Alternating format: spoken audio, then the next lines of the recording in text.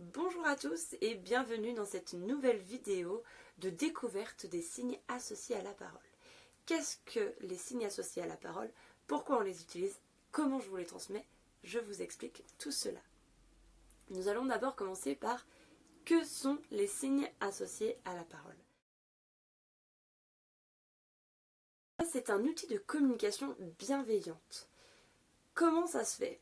Eh bien en fait, l'enfant s'exprime dès tout petit, par ses gestes, ses pleurs, ses regards, ses mimiques, tout ça, par son corps en général. Bébé s'exprime dès la naissance. C'est pour cela qu'on arrive à répondre à ses besoins, car on comprend comment il fonctionne. Cependant, en grandissant, bébé a besoin de s'exprimer pleinement.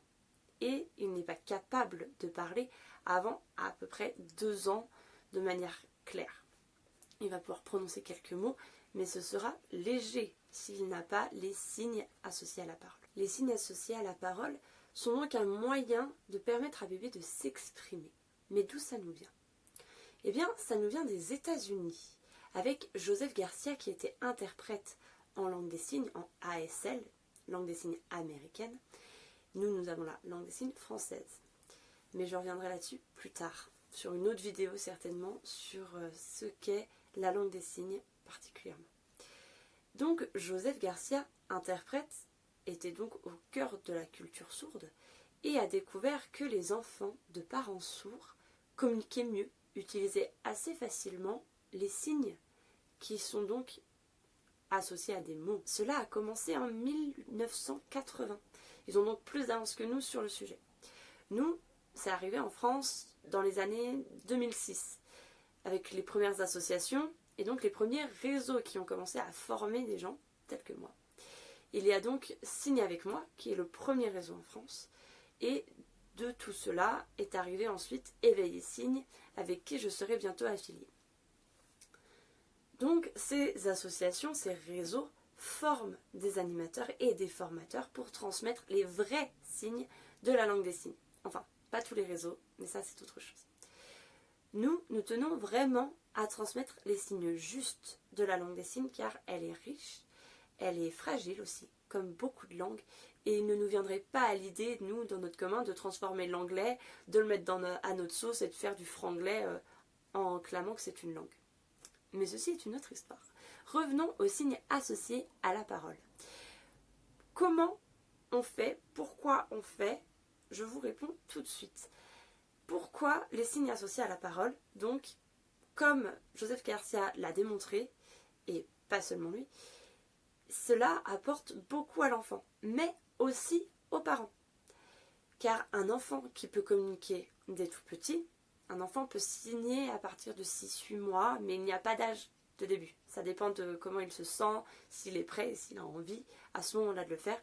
Et ça dépend aussi de notre façon de voir qu'il signe. Car un enfant ne peut pas avoir la dextérité que nous avons quand on lui montre un signe. Donc ce sera peut-être brouillon, peut-être mal placé, mais l'enfant voudra signer. Donc l'enfant qui signe et qui est compris va avoir beaucoup moins de frustration. Il va être stimulé dans l'apprentissage du langage. Parce qu'en commençant à communiquer avec des gestes, il aura envie d'enrichir tout cela, d'enrichir la communication. Et il va prendre confiance en lui. Parce qu'il est capable de parler, capable d'être compris.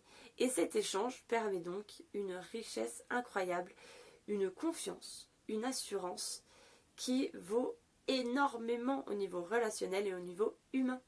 Car un enfant qui est serein grandira pleinement, grandira bien et pourra donc s'ouvrir aux autres apprentissages, aux autres choses de la vie, à son environnement dans sa plus grande globalité. Donc l'enfant, il a aussi une sécurité affective grâce aux signes. Donc je vous avais dit que c'était super bénéfique pour l'enfant qui va améliorer sa dextérité et tout son émotionnel, mais aussi pour l'adulte qui du coup sera face à un enfant qui lui répond.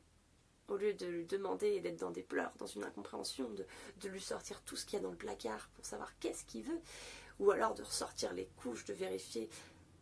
Non, l'enfant va pouvoir dire « je veux être changé, je veux manger » et tout ça. Ça va permettre de limiter la frustration aussi chez l'adulte. Et la communication va être beaucoup plus riche, beaucoup plus profonde, parce que ça va être une posture totale qui va changer. C'est une communication bienveillante. Nous allons donc être à la hauteur de l'enfant, le regarder pour pouvoir cerner quel geste il va faire. Et lui aussi va beaucoup nous regarder pour guetter les signes qu'il pourrait apprendre en plus. C'est vraiment un échange enrichi. Et en tant qu'adulte aussi, ça augmente notre estime de nous-mêmes qui osons signer, osons sortir de notre zone de confort pour apporter le meilleur à l'enfant et créer une relation à égal, de cœur à cœur, comme j'aime beaucoup le dire, et qui est un terme vraiment associé à la communication non violente.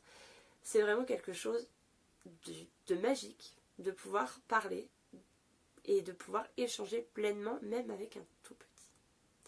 Ça augmente donc la patience, ça augmente la confiance en soi, l'estime de soi.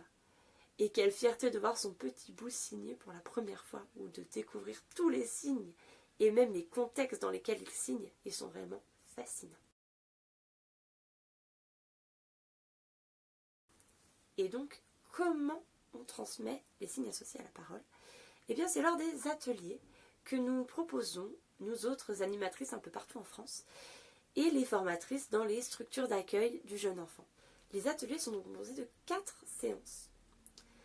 La première, c'est la journée de bébé. Donc ses besoins physiologiques, manger, boire, dormir, ce qui est le plus important tout de suite. La deuxième séance, c'est les activités. C'est ce qui va faire sa journée, ses jouets, c'est tout ça. La troisième séance, c'est l'environnement de bébé. Qui le garde? Ou les animaux? Tout ça. Sachant que les activités et les environnements peuvent être intervertis. Et la quatrième séance, ce sont les émotions et les ressentis de bébé. Quelque chose que je trouve de primordial et que nous n'abordons pas tout de suite, car il faut bien cerner comment mettre en place les signes associés à la parole pour parler vraiment des émotions et des ressentis de bébé. Il y a aussi toutes les expressions du visage, il y a d'autres composantes. Et donc, on est aussi sur quelque chose de plus sensible. Donc, c'est bien d'avoir vu ensemble d'autres choses et d'être à l'aise aussi avec ces émotions au moment de partager cela. Ces 4 séances, il peut aussi y en avoir une 5e qui est révision. Mais cela, c'est optionnel, c'est selon les besoins, les envies. J'y reviendrai plus tard et n'hésitez pas à venir me demander directement pour ces détails-là. Je ne pense pas les aborder en vidéo grandement comme ça. Donc, voilà, il y a vraiment un moment d'échange et un moment de partage lors des ateliers. Ça dure environ 45 minutes, plus un temps d'échange. Donc, un atelier, une séance d'atelier, c'est environ 1 heure. 1 heure où on est ensemble avec les enfants tout autour, l'espace est aménagé, sécurisé, aucun problème. Vous pouvez vous occuper de votre enfant. C'est un moment de partage, encore une fois, c'est un moment humain et vivant. Donc ça ne va pas être un cours où il faut être assis, bien tenir bébé, non. Pas de tout ça. On sera à l'aise. Lors de chaque séance, nous allons aborder une vingtaine de signes, entre 15 et 20 selon les besoins. Cela peut paraître beaucoup, surtout qu'il y a les révisions des autres séances précédentes. Mais rassurez-vous, tout cela se fait de manière ludique et conviviale. Nous allons donc utiliser des livres, toutes sortes de livres, sur beaucoup de thèmes. Et il y en a encore plein d'autres. Ma collection préférée. Bref. Donc des livres, des comptines, des jeux pour interagir ensemble et que tout le monde se sente à l'aise. Il n'y a aucun jugement.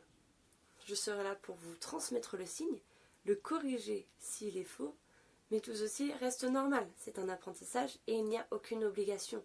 Vous allez échanger avec votre enfant et non être lancé dans un discours avec un sourd. Il n'y a pas non plus d'exigence pour l'enfant. Chaque enfant évolue à son rythme, à sa manière. Et si son signe n'est pas juste, pas besoin de le corriger. Remontrez-lui le signe en lui parlant et en lui disant « Regarde, on dit manger ». Voilà, tout simplement. Pas besoin de reprendre sa petite main. S'il n'est pas capable, il n'est pas capable. Mais vous avez compris. Et c'est là l'essentiel. C'est vraiment ça qu'il faut retenir. C'est un outil pour communiquer, échanger et donc aller plus loin ensemble. Même si la langue des signes est une langue fascinante, riche, bébé n'a pas besoin de tout savoir. Que vous vouliez lui montrer comment signer tous les animaux, vous avez tout à fait le droit. Sachez que pendant l'atelier, je ne vous montrerai pas absolument tout. Ce n'est pas possible. Les signes associés à la parole sont donc vraiment quelque chose de complet et de facile à intégrer au quotidien.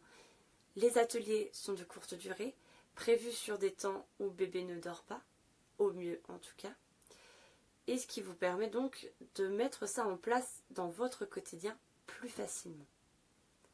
Pour le moment, il n'y a pas de lieu ou de date pour les ateliers Fantaisigne, car vous le savez peut-être, je démarre cela. C'est pour ça que je mets beaucoup de choses sur les réseaux, et ça continuera même quand les ateliers seront en place. Vous avez donc vu hier que je vais avoir la chance d'avoir un partenariat juste extraordinaire au château de Baudry, le domaine des contrastes, et encore merci à Jonas de me faire confiance et de me soutenir dans mon projet. Une fois que le lieu sera adéquat, je pourrai vous accueillir là-bas régulièrement. J'ai aussi des partenariats possibles avec d'autres communes, d'autres lieux, qui viendront. Une fois que j'aurai un calendrier, je vous le transmettrai sans problème. Les séances, donc il y en a 4, c'est toutes les 2 semaines en général. Si vraiment il y a un besoin, on peut faire toutes les semaines, ça dépend des lieux. Mais encore une fois, tous ces détails-là seront sur la page Facebook, seront sur Instagram, et j'essaierai de les transmettre le plus largement possible. J'espère que cette vidéo vous aura plu et vous aura éclairé. Si vous avez d'autres questions, n'hésitez pas à me les demander sur n'importe lequel des réseaux, MP, téléphone, mail, tout. N'hésitez pas, je suis disponible au maximum pour vous. Il y aura une vidéo pour chaque journée pour vous la présenter un peu plus, car je sais que c'est peut-être un peu léger ce que je viens de vous présenter là. Il y a toujours les vidéos qui vont suivre sur les différents thèmes, et j'espère vraiment que l'on va continuer ensemble, car vous êtes de plus en plus nombreux, le soutien est là, et vous me demandez de plus en plus de choses, donc je suis vraiment ravie de pouvoir vous aider, et j'espère qu'on va pouvoir se retrouver tout bientôt en atelier. À bientôt pour une prochaine vidéo.